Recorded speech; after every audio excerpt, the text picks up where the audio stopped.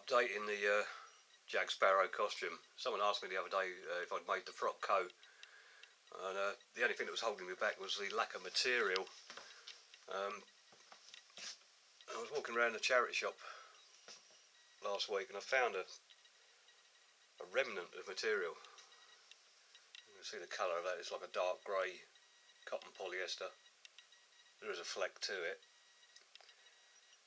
When I got it home there was actually 8 metres of material there, so I thought, well, why not? I've got enough now to make a frock coat. And believe it or not, I only had I had a few offcuts left, which you can see just down there. This is from the Simplicity pattern, which I've been using for waistcoats. There's another one, another waistcoat completed there. Slightly better colour, very faded and worn, aubergine, bluey mauve. I still got to have the buttons put on. But this frock coat, as you can see, I've been working on it now for about a day, 2 days, and I've got the garment put together. Initially I wasn't going to line it, but looking at it now, I'm going to try and do the lining as well.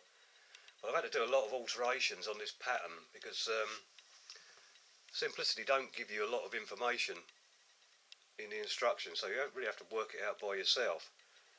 You can see the sleeves there. And the sleeves aren't really long enough. I don't think they're long enough. But it's too late now, I've sewed them together. I've also put pockets in, which they don't show you how to do. That's the inner side of it. And of course, on their coat, it shows 3 infill panels, or godettes as they're called.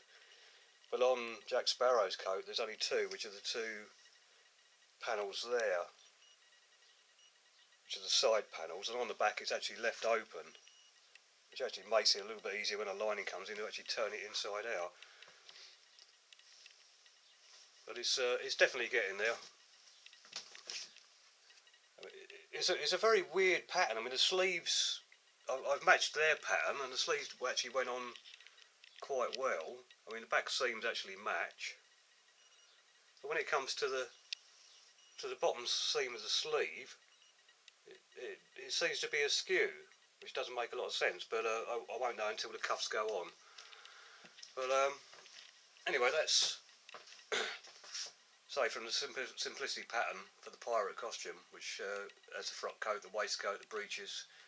And I think really what you've got to do with these things is just have a look at them and alter them as you go. I mean, I'm no expert. I mean, so I'm not even a trained machinist or anything, but I've had to sort of, as you can see, teach myself to use a sewing machine. And it's a lot of work, a very lot of work, and it's not something to really be tackled lightly. I mean, I don't know how long it's going to take me to finish. I mean, so far I've put 2 days work into it, just cutting out the pattern and pulling it together. And of course you've got all the buttonholes to do. Now they recommend using braiding for the buttonholes, but I'm going to try and do an embroidery ladder stitch buttonhole.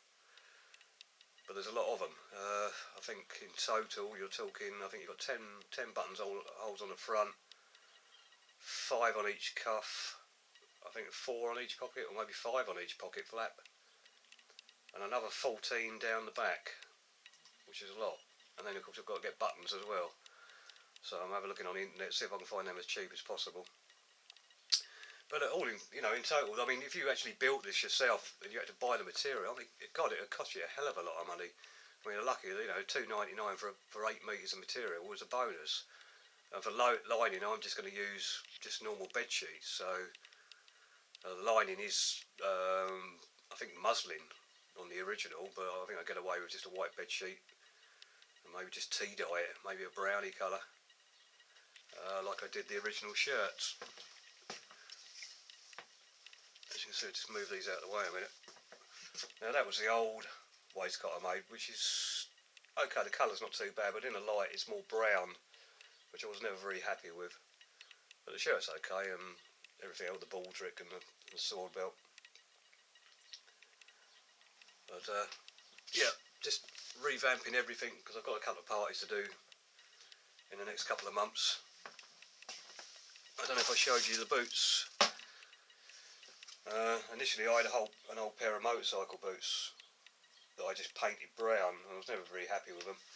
So now I've actually covered these in leather. Just glued leather onto the original boot. Let's put that in the light.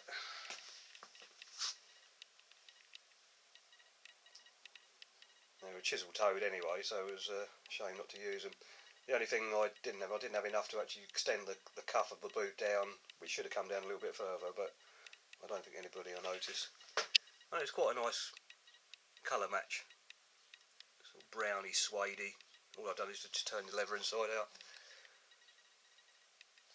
But anyway, so I shall carry on with this frock coat and get the rest of the costume finished, and then we'll do another review on it. It's a good pattern, the simplicity pattern, but it is it's tough to follow the instructions, especially if you're not trained. You just have to sort of work it out for yourself, and it's not for the faint-hearted. Let's put it that way. Luckily, I like a challenge. Anyway, I'll get back to you, and as soon as I'm done, I'll get back another video.